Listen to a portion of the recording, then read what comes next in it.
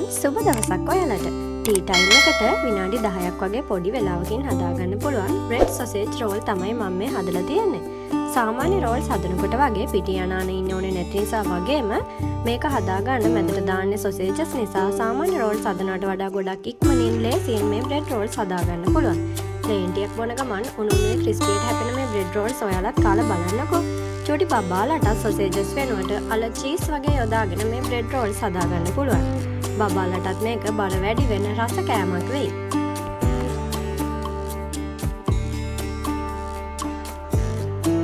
අපි බලමු කොහොමද මේ බ්‍රෙඩ් රෝල්ස් හදන්නේ කියලා. මේකට ඕනි වෙනවා පෙති පාන්, බිත්තර, බිස්කට් කුඩු සහ සොසේජස්. මම මේ සොසේජස් ටික තම්බගෙන තමයි මේ අරන් තියෙන්නේ.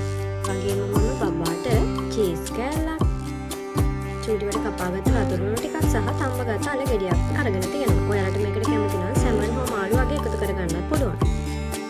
අපි මුලින්ම මේ පාන් පෙති වල වටේ දාර ටික මේ විදිහට කපලා අයින් කරගන්නවා. මේ බ්‍රෙඩ් රෝල් එක හදාගන්න අලුත් සොෆ්ට් ගතියට තියෙන පාන් තිබ්බනම් ගොඩක් හොඳයි.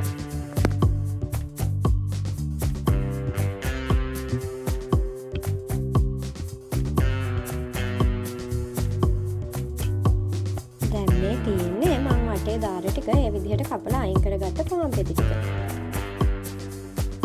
දැන් මේ විදිහට පාන් පෙත්ත තුනේ මතු පිටක තියලා හොඳට මේ වගේ රෝල් කරගන්න ඕනේ. සොෆ්ට් ගතියට තියෙන පාන් වුණා නම් ඉක්මනින් ලේසියෙන් තුනී කරගන්න පුළුවන්. ඒකයි මම කිව්වා ඔයාලට මේකට අලුත් සොෆ්ට් ගතියට තියෙන පාන් ගන්න කියලා. පාන් පෙත්ත හොඳට තුනී වෙන තරමට මේකට බිත්තර උරා ගන්න ප්‍රමාණය අඩු වෙනවා.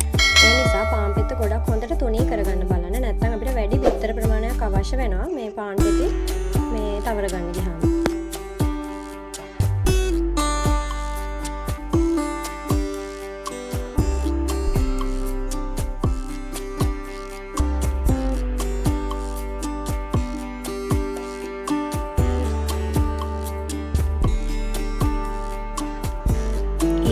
අපි බ්‍රෙඩ් රෝල් වලට අවශ්‍ය ප්‍රමාණයට බිත්තර අරගෙන මේකට ලුණු ටිකක් දාලා මේ විදිහට හොඳින් මික්ස් කරගන්න. දැන් පාන් පෙත්තක අයිනට මේ විදිහට සොසේජස් එකක් තියලා එක පැත්තක ඉඳලා අනිත් පැත්තට තද කරලා හොඳින් රෝල් කරගන්නවා. රෝල් කරගත්ත බ්‍රෙඩ් රෝල් එක දිග ඇරෙන්නේ නැති වෙන්න මේ විදිහට බිත්තර සාරු ටිකක් දාලා හොඳට තද කරගන්න. බ්‍රෙඩ් රෝල් එක තදින් අලව ගත්තට පස්සේ වදිනකොට උනත් ආපහු දිග ඇරෙන්න බලන්නේ නැහැ. දැන් මේ රෝල්ස් ටික බිත්තර වල මේ විදිහට හොඳින් තවර ගන්න. පාන් පෙත්ත හොඳට තුනී වෙන තරමට බිත්තර උරා ගන්න ප්‍රමාණය අඩුයි. ඒ නිසා පාන් පෙත්තේ ස්පොන්ජ් ගතිය නැති වෙනකන් හොඳට තුනී කරගන්න බලන්න. නැත්නම් පාන් පෙති තවර ගන්න වැඩි බිත්තර ප්‍රමාණයක් අවශ්‍ය වෙනවා. දැන් බිස්කට් කුඩු වල මේ විදිහට හොඳින් තවර ගන්න ඕනේ.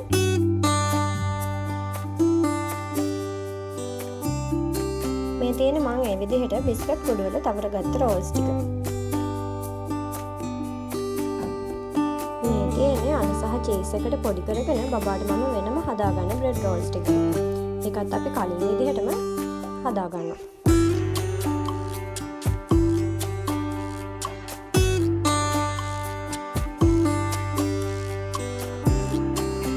දැන් මගේ රෝල්ස් ටික හදලා ඉවර වෙන්න ළඟ නිසා මේ අතරතුරේ මම තෙල් ටිකකුත් තාච්චියකට තියලා ලිපේ තියාගත්තා.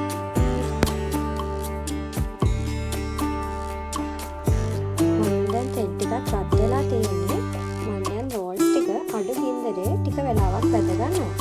රෝල්ස් ටික බැද ගන්න වැඩි වෙලාවක් යන්නේ නැහැ. මේක ඉක්මනට බැදෙනවා. ඒ නිසා ලොකු වෙලාවක් යන්නේ නැතුව අඩු ගින්දරේ ටික වෙලාවක් බැද ගන්නවා.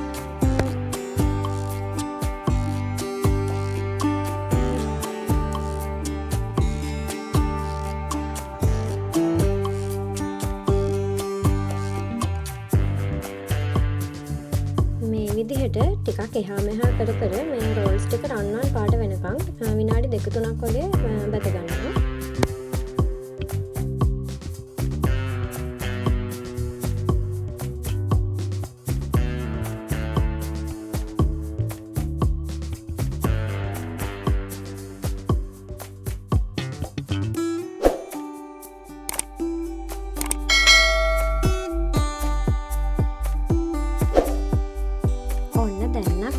බ්‍රෙඩ් රෝල්ස් ටික රෙඩි. මේක හරිම රසයි, හරිම සුවඳයි. ඉතින් ඔයාලත් මේ වගේ ඉතාමත් ඉක්මනින් ලේසියෙන් අඩු වියදමකින් අඩු කාලයකින් හදාගන්න පුළුවන් බ්‍රෙඩ් රෝල්ස් හදලා බලන්නකෝ. නෑදෑයෝ ගෙදරට එනකොට පාටි එකකට පික්නික් එකක් යනකොට වගේ අරගෙන යන්න මේක ඉතාමත් හොඳ කෑමක්.